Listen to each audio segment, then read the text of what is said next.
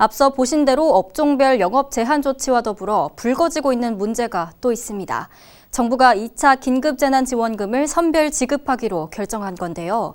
당장 고위험시설로 분류된 12종 가운데 단란주점은 제외될 가능성이 높고 매출에 따라 지급 여부가 결정될 예정이어서 벌써부터 소상공인들의 반발이 일고 있습니다. 황정환 기자입니다. 청주 성안동 한 식당. 점심시간인데도 테이블은 대부분 비어 있습니다.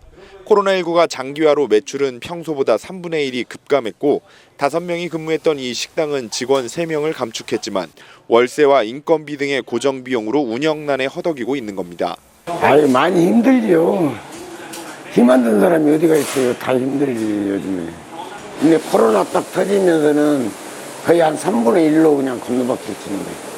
코로나19의 자영업주 등의 피해가 커지는 가운데 정부는 국채 발행을 통한 긴급 2차 재난지원금 지급 계획을 발표했습니다.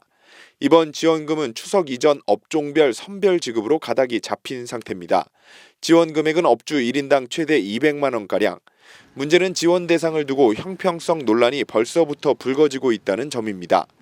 자영업자와 소상공인은 매출이 급감한 경우에만 지원 대상이 됩니다. 아직 명확한 기준은 나오지 않았지만 선별적 지급 소식에 도내 소상공인들은 거리로 뛰쳐나왔습니다.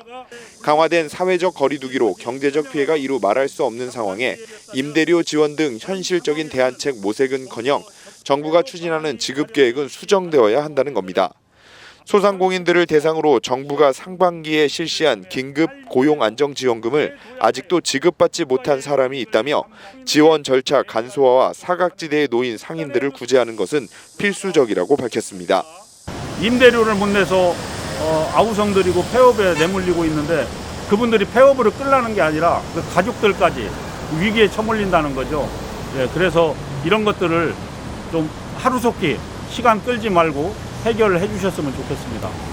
여기에 고위험시설로 분류돼 집합금지 명령을 받은 12개 업종 가운데 유흥업소의 경우 지원 대상에서 제외될 가능성이 높습니다.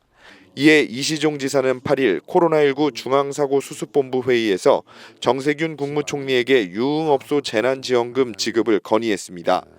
유흥업의 경우 집합금지 최장기화에 따라 어떤 업종보다 사업주의 손실이 심각하고 생계형 영세업소가 많다는 겁니다. 실제 충북의 경우 총 1,184곳 유흥업소 가운데 1,006곳이 월 매출액이 1,000만 원 이하인 것으로 조사됐습니다. 사실은 이분들도 똑같이 그동안 집합금지나 제한명령을 계속 반복해 오면서 가게 문을 열지 못했던 상황이었기 때문에 이분들이 사행성 업종이라는 이유로 재난지원금을 지급받지 못하게 된다면 이 또한 형평성의 논란이 될 수 있다고 생각합니다. 지원 전부터 그 대상을 두고 논란이 일고 있는 2차 긴급재난지원금. 정부가 누구에게 언제 얼마나 지급할지에 대한 구체적인 안은 10일 발표할 예정인 가운데 그 내용에 따라 자영업자들의 반발은 더욱 거세질 것으로 보입니다. HCN 뉴스 황정환입니다.